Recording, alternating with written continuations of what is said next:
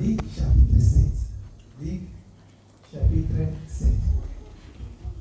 Notre lecteur, Papa David, n'est pas là. Alors, ok. La fois passée, on m'avait proposé Glody. Alors, Glody passe encore devant. Est-ce qu'on le permet? Il peut passer? Oui. Ok, Glody passe devant. Ce n'est pas moi, mais c'est l'église qui t'avait. J'ai la Bible ici. Ah, ok. S'il y a encore une autre Bible, pas de problème. Ce n'est pas moi qui t'avais choisi, mais c'est l'église. Et d'autres choses commencent petit à petit et à la fin, on ne sait pas ce qui peut arriver. Ce n'est pas moi. Sinon, mes papas avaient toujours que je peux citer, je ne viens pas. Non, ce n'est pas moi, c'est l'église. Ok. Luc, chapitre 7, pour ne plus chercher. Il y a déjà la page. Ok. Luc, chapitre 7. Tu as vu le chapitre 7? Commence. Luc chapitre 7, verset 11 jusqu'à 16. Nous allons lentement et sirement.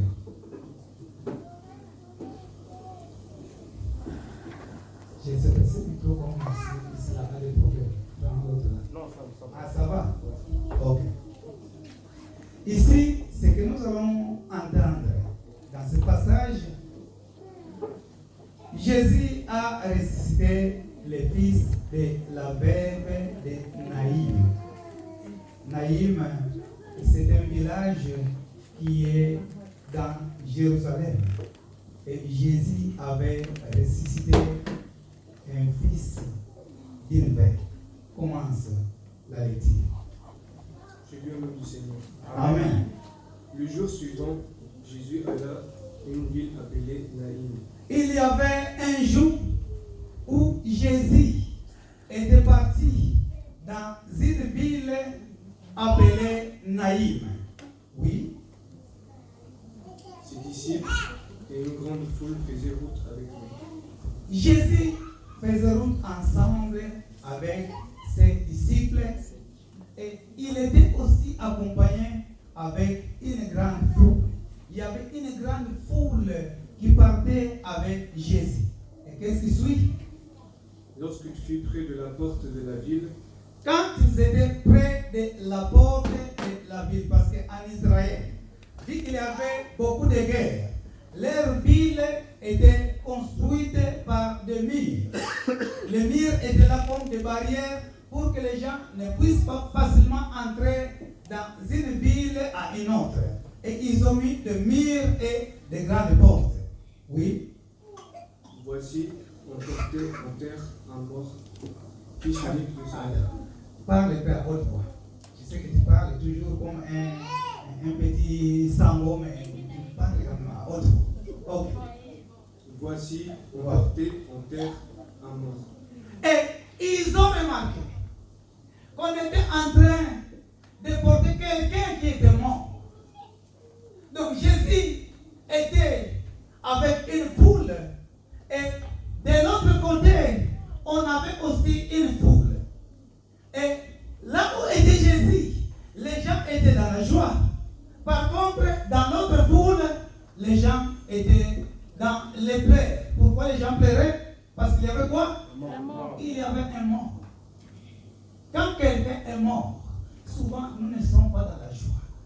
Même ici à Rennes, hier j'étais dans la salle, on m'a appelé, moi-même je ne savais pas parce que toute la nuit de ce jour-là, nous étions dans la prière avec mon pasteur.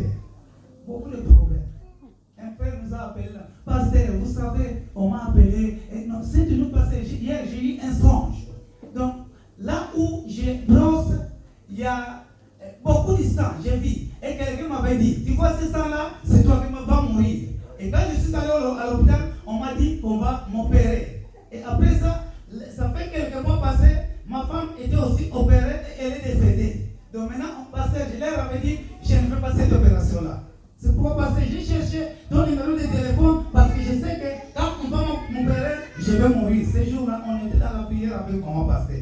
Et j'arrive ici hier, le matin, il y a quelqu'un de la Suisse que vous connaissez, Papa Jean m'avait appelé. Mais parce que j'ai entendu qu'à Rennes, il y a quelqu'un qui est décédé, il y a le mur qui est tombé sur lui. Moi-même, je ne savais pas. Quelqu'un qui est de la Suisse qui m'appelle. Donc je ne savais pas. Et c'est ici que j'ai demandé des informations. Et quand on m'a appris qu'il y a quelqu'un qui est décédé, bien vraiment, j'étais dans la tristesse. Il est vrai que je ne connais pas la personne. On m'a fait voir son image, comme si je l'ai déjà vu, comme si je ne l'ai pas encore vu, mais vraiment, j'étais dans la tristesse. J'étais dans la tristesse. Quand quelqu'un est décédé, vraiment, c'est quelque chose vraiment qui attriste quand même les gens. Et ces jours-là, là où il y avait l'autre foule, les gens étaient dans la tristesse. Continue. Fils unique de sa mère qui était veuve, et il y avait avec elle beaucoup de gens de la ville. Attends. Cette femme-là était veuve. Imaginez-vous, la femme est veuve. Il avait un fils unique. Parce que avoir un fils unique, si vous remarquez bien, même dans la Bible, comme si les femmes n'étaient pas tellement considérées. Vous allez voir d'autres femmes aussi qu'on n'a pas citées. Et les femmes n'étaient pas tellement considérées. Chez les musulmans, vous remarquez que les hommes et les femmes ne peuvent pas prier ensemble. Les femmes sont dans leur côté et les hommes aussi. Et si vous allez dans les pays musulmans comme l'Algérie, souvent vous n'allez pas voir, j'étais en Algérie pendant beaucoup de mois. J'avais aussi travaillé là-bas. Vous allez voir que la femme, vous n'allez pas voir la figure de la femme. Seulement les yeux. Toute la figure est voilée. Et c'est leur loi. Donc la femme n'a pas tellement de valeur. Et quand vous êtes marié, généralement, vous n'avez pas le droit d'aller voir votre famille sans la permission de votre mari. Donc les femmes n'avaient pas de valeur. Et cette femme-là avait eu un fils unique qui est un garçon. Et pendant que le fils est né, il a commencé à grandir, il est mort. Donc, dans ce groupe-là, il y avait une foule qui pleurait, où il y avait une fille, une veuve, qui avait un fils unique. Donc, il y a une foule où il y avait des gens qui pleuraient. Il y avait un fils unique qui était mort. Par contre, dans notre foule, il y avait aussi un fils unique, mais la foule était dans la joie. Bien aimé, même quand nous vivons, vous allez voir même au niveau du quartier, peut-être les autres sont heureux, par contre, les autres sont toujours dans les malheurs. Les autres mènent une bonne vie, les autres sont dans un train de souffrir. Bien aimé, Dieu nous a fait indifféremment. Vous allez voir, dans ton côté, les choses ne marchent pas, mais de l'autre côté, les choses marchent. Et même quand nous venons prier, parfois on se pose des questions. Seigneur, je ne comprends pas. Moi, je prie chaque fois, mais ces gens-là qui ne prient pas sont dans la joie. Mais moi, je suis toujours dans des problèmes. J'ai des problèmes. Ceux qui ne prient pas, leurs choses marchent. Ils sont bien avec leur famille. Mais moi, je prie, Seigneur, qu'est-ce qui ne va pas? Je prie chaque fois, mais les choses ne marchent pas. J'ai toujours des problèmes. On peut se poser des questions. Je n'ai pas d'enfant. Je peux me poser des questions. Je n'ai pas le titre de séjour. Je me pose des questions. J'ai le titre de séjour, mais je n'ai pas les documents. Bien, le monde est fait ainsi. Personne ne peut dire que moi, tout va bien. Bien aimé, même si vous avez beaucoup d'argent, quelque part, vous allez trébucher. Amen. Vous avez des possibilités, mais vous allez voir dans votre famille, il y a d'autres gens aussi qui sont malades. Moi aussi, je peux me poser des questions. Il y a quelque chose qui me fait rire. Parfois, notre membre de famille me dit, mais pasteur, on ne comprend pas. Quand tu pries pour les autres, vraiment, ils voient la main du Seigneur. Tu pries vraiment, Dieu fait des miracles. Mais parfois, quand tu pries pour les gens de la famille, les choses ne marchent pas. Ce sont des choses qui sont créées ainsi. Les pasteurs ne vous donnent pas de solutions. Mais c'est le Seigneur Jésus-Christ. Parce que s'il fallait donner des solutions, je viens, alors, mon frère, reçois la solution, prends la solution, et c'est tout.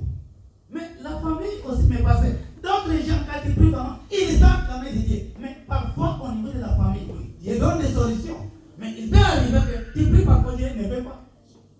Selon lui-même, parce que tout dépend selon sa volonté. Ce n'est pas la volonté du pasteur, c'est la volonté de Dieu. Et je voudrais que tout le monde puisse savoir que les pasteurs ne donnent pas de solutions. Si tu viens au pasteur ne vous pas de solutions, tu n'en auras pas. Mais si tu viens, je sais que le Dieu que pasteur Nico sert, là tu auras la solution. C'est pourquoi bien aimé, dans la vie, il y a toujours des côtés positifs et toujours des côtés négatifs. C'est pourquoi vous remarquez que ces jours-là, il y avait une femme veuve et un groupe où il y avait un enfant mort. L'enfant de cette veuve qui était le fils unique. Le groupe était en train de pleurer. Beaucoup de gens étaient là en train de pleurer parce qu'il y avait quelqu'un qui est mort. Le fils unique qui est mort. Par contre, dans notre groupe, il y avait le fils du Dieu vivant, le fils unique, autrement appelé Jésus-Christ de Nazareth. Et les gens étaient dans la joie. Là, les gens poussaient les cris de joie. De l'autre côté, les cris de pleurs. Continue. Le Seigneur, l'ayant vu, fut ému de compassion pour elle. Quand le Seigneur, bien-aimé dans le Seigneur, bien-aimé dans le Seigneur, notre Dieu est un Dieu de compassion. Le Seigneur Jésus-Christ est un Dieu de compassion. Quand il était là, dans son côté et dans son groupe, les gens étaient dans la joie. Les gens poussaient les cris de joie. Mais quand Jésus était à la porte et il a vu de l'autre groupe, les gens étaient là, ils poussaient les cris. Au lieu de pousser les cris de la joie, mais ils étaient là en train de pleurer. Vous savez, quand quelqu'un est décédé, comment sont les mamans? Et la femme là qui était veuve, qui avait seulement un fils unique. Imaginez-vous, je pense que vous avez déjà vu d'autres mamans comment ils pleurent.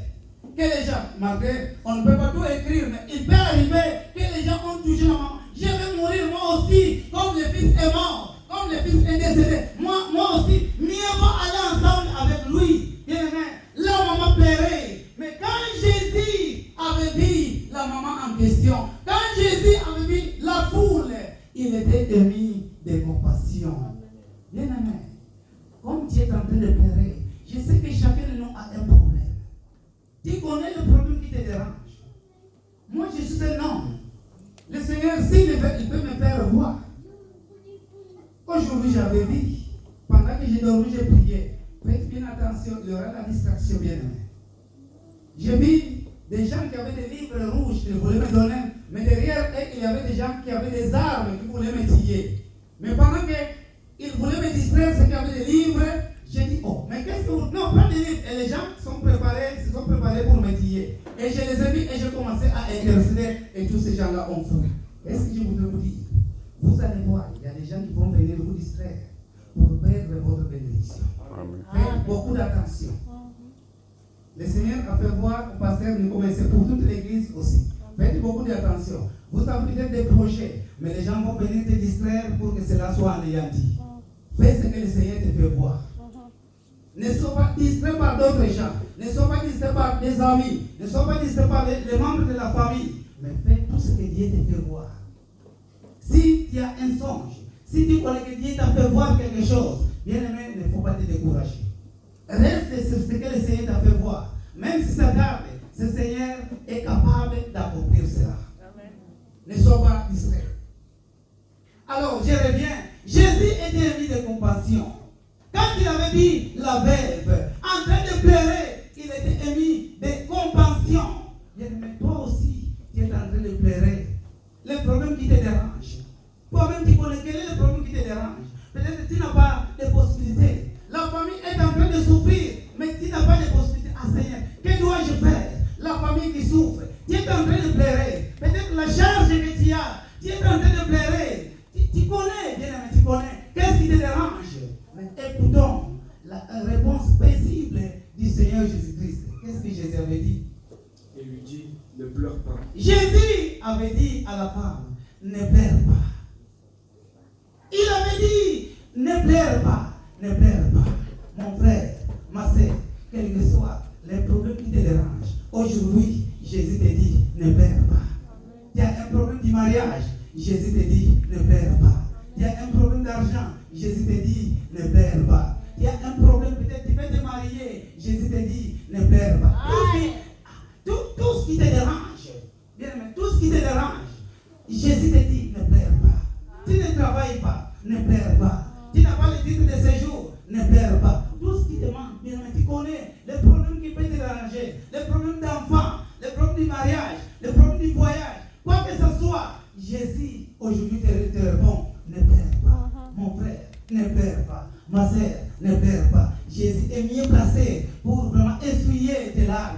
Ne pleure pas, je répète, bien-aimé. Ne pleure pas. Jésus te dit, bien-aimé, quel que soit le problème difficile, ce qui est impossible aux hommes est possible à Dieu. Il est capable de te donner la solution. Ne pleure pas. Cette année, ce n'est pas une année où tu vas pleurer, mais Jésus te dit, ne pleure pas, sois dans la joie. Ne pleure pas, ne pleure pas. Jésus est là. Continue. Il s'approcha et toucha le cercueil. Bien aimé. Quand Jésus s'est approché, ce que je trouve drôle, au lieu qu'il puisse toucher l'homme ou bien le fils qui est décédé, c'est Jésus-là, je ne sais pas. Quand il s'est approché, il pouvait quand même dire à ces gens-là, arrêtez-vous, ouvrez le cercueil. Il devait toucher l'enfant. Mais qu'est-ce qu'il avait touché? Le cercueil. Il n'avait pas touché la personne. Il avait seulement touché le cercueil. Bien aimé. Il suffit que Jésus touche quand même tes habits, c'est tout. Amen. Amen. Bien aimé. Il n'a pas besoin de te toucher. S'il veut, il peut te toucher. Mais ici seulement, bien, la prière que tu peux faire, c'est une touche même mes habits. Même le bout de l'habit, il est capable de te guérir. Ma sœur, tu peux avoir de longs cheveux. Ici seulement, que Jésus touche seulement, ne fût qu'un seul cheveu. Et ton problème sera résolu. Ce jour-là, Jésus n'avait pas touché les fils qui étaient décédés, mais il avait seulement touché les cercueils. On te dit? Ceux qui le portaient s'arrêtèrent. Quand il avait touché les cercueils, ceux qui apportaient cela s'arrêtèrent, oui. Il dit, Oui. jeune homme, je te le dis, Et il avait dit, jeune homme, je te l'ai dit, oui. lève-toi. Lève-toi. Continue. Et le mort s'assit et se mit à parler. Jésus avait dit, jeune homme, lève-toi. Le jeune homme s'assit et il avait commencé à parler. Aujourd'hui, le Seigneur Jésus est en train de te promettre, quel que soit ton problème, il déclare que ton problème a déjà trouvé une solution. Amen. Je ne comprends pas. Il y a quelque chose qui m'arrive toujours en tête. Je ne comprends pas. Chaque fois que quand je voudrais parler, donc, les problèmes d'enfants, je sais, il y a des gens qui ont des difficultés des enfants. Permettez-moi. Donc, cela m'arrive toujours en tête. Je ne comprends pas pourquoi. Si il y a des problèmes des enfants, vraiment, il y a l'esprit. Donc, quand je parle toujours l'esprit des enfants, je ne comprends pas pourquoi. Mais aujourd'hui, le Seigneur est en train de te promettre. Je ne sais pas. Si parmi nous, il y a ici quelqu'un qui a ou bien un homme ou bien une femme qui a des problèmes d'enfant, mais aujourd'hui, à travers cette parole, le Seigneur Jésus te dit, ton problème a déjà trouvé des solutions. Amen. Il y a quelqu'un qui a un problème des enfants. Il y a quelqu'un qui a un problème des enfants. Cela m'arrive en tête, je ne sais pas bien, mais chaque fois quand je parle, cela m'arrive en tête. S'il y a quelqu'un qui a un problème des enfants, viens, moi je vais prier pour toi maintenant.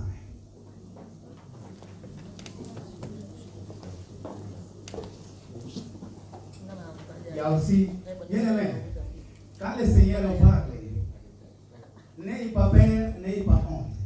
Parce qu'aujourd'hui, c'est aujourd'hui. Peut-être, vous savez, quand les jours-là du paralytique, du temple appelé la belle, toujours les serviteurs passaient. Beaucoup de serviteurs, mais il y avait un jour que Pierre était arrivé. Quand les paralytiques avaient demandé de l'aumône de l'argent, Pierre avait dit, je n'ai ni or ni argent pour te donner, mais ce que j'ai, je te le donne. Amen. Moi aussi, je n'ai pas de pouvoir. Moi aussi, je ne donne pas de solution. Mais je vais seulement dire un mot, je vais demander au Seigneur. Ce que j'ai, ce que le Seigneur peut mettre en moi, je voudrais communiquer. S'il y a quelqu'un qui a un problème, moi je voudrais seulement prier. Pierre avait dit, ce que j'ai, je te le donne. Au nom de Jésus-Christ, lève-toi et marche. L'homme s'est levé et il a marché. Pendant que je suis en train de prêcher, je vais vraiment faire une courte prière pour ma fille. Je vais prier pour toi. Donc, tu es marié? Tu es marié? Ok, ton mari n'est pas là. D'accord. Maman pasteur n'est pas là. Maman Pauline, viens.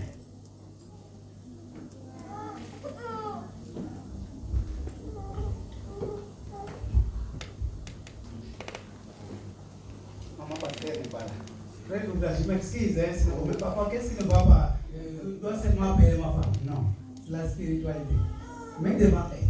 Mets-toi devant elle. Touche. Mets-toi à côté comme ça.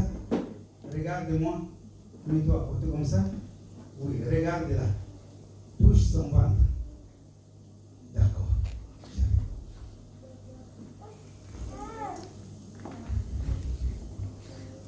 Père, je communique au nom puissant de Jésus. Ce n'est pas moi qui guéris. Ce n'est pas moi qui agis. Mais j'agis en fonction de ta parole. Notre sœur a des complications. Notre sœur a des difficultés pour avoir des enfants. Mais au Père, aujourd'hui, je déclare au nom puissant de Jésus-Christ, reçois les enfants au nom puissant de Jésus-Christ. Reçois les enfants au nom puissant de Jésus-Christ. Père éternel, si le diable avait semé quelque chose de mauvais au sein de son ventre, je déclare que le feu dévorant puisse brûler tout ce qui est diabolique au nom puissant de Jésus-Christ. Que tout ce qui est diabolique soit consumé au nom puissant de Jésus-Christ. Reçois au nom puissant de Jésus-Christ. Reçois au nom puissant de Jésus-Christ. Père, j'ai la foi que tu as écouté notre prière. Et j'ai la foi que ma fille va témoigner tôt ou tard au nom puissant de Jésus-Christ. Et nous avons ainsi demandé. Amen.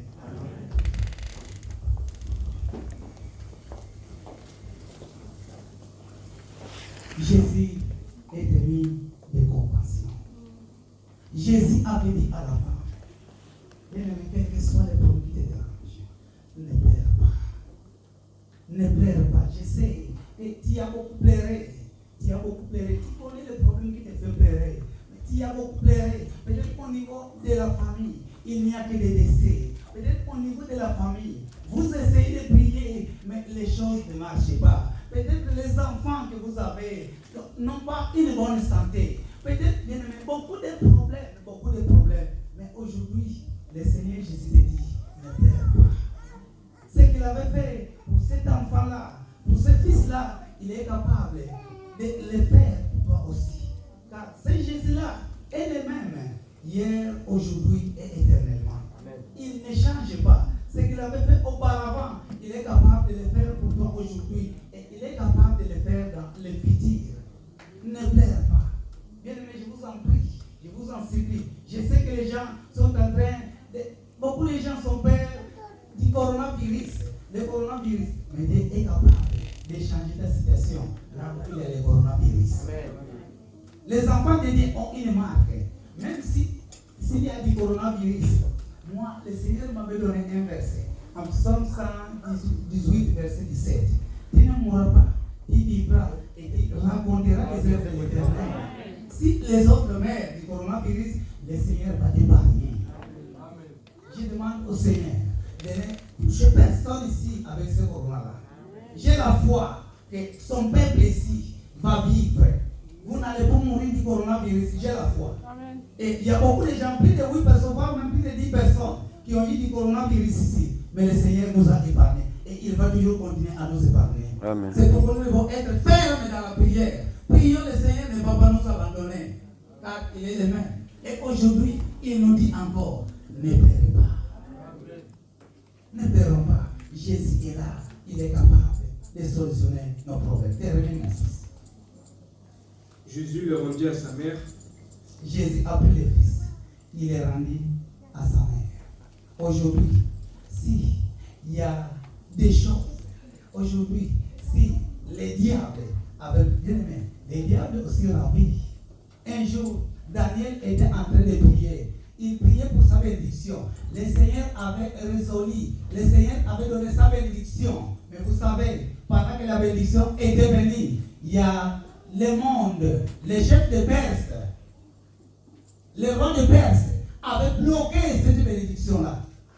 Et pendant que Daniel plairait, pendant 21 jours, Daniel insistait, Seigneur, réponds-moi. Mais Dieu, regardez, mais j'ai déjà répondu à Daniel, qu'est-ce qu'il ne va pas? Pendant qu'il avait vu, non, il y a le diable qui avait bloqué sa bénédiction. Et il avait envoyé l'ange Michael et l'ange Michel pour aller convaincre, aller combattre avec le diable. Et il a ravi la bénédiction de Daniel et il lui avait remis. Bien aimé, là où tu es, d'autres bénédictions parfois tu ne connais pas, les diables avaient ravi cela. Bien aimé, peut-être comme je viens de dire, peut-être Dieu t'avait déjà donné des enfants, mais le diable avait bloqué. Il y a des bénédictions que tu as, mais le diable avait bloqué. Pour en avoir, il faut des fortes prières. Mais aujourd'hui, Dieu dit, le Seigneur nous dit, la bénédiction là, que le diable avait bloqué. Jésus dit, ne pleure pas. Jésus, qu'est-ce qu'il avait fait? Répète le verset là. Qu'est-ce que Jésus avait fait? C'est ce que tu viens de lire. Jésus le rendit à sa mère. Jésus avait pris l'enfant et il l'a rendu à sa mère. Aujourd'hui, la bénédiction là, que le diable avait pris ta bénédiction, Jésus a déjà pris et il te les remet au nom de Jésus. Reçois la bénédiction que le diable a pris. Amen. Comme si nous étions au début, reçois la bénédiction que le diable avait bloquée. Au nom de Jésus-Christ. Reçois la bénédiction que le diable avait bloquée. Reçois là où tu es au nom de Jésus. Reçois là où tu es au nom de Jésus. Reçois là où tu es au nom de Jésus. Père éternel, tu es notre Dieu. Je prie pour ma fille, au nom puissant de Jésus-Christ, qu'elle aussi puisse recevoir tout ce que le diable avait bloqué. Reçois au nom puissant de Jésus. Père, je te loue, je te glorifie, car tu es bon. Lève-toi et marche. Lève-toi et marche. Que le Seigneur puisse te bénir. Reçois au nom puissant de Jésus.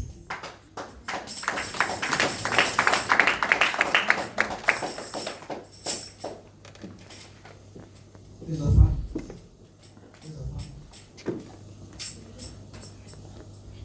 Reprends.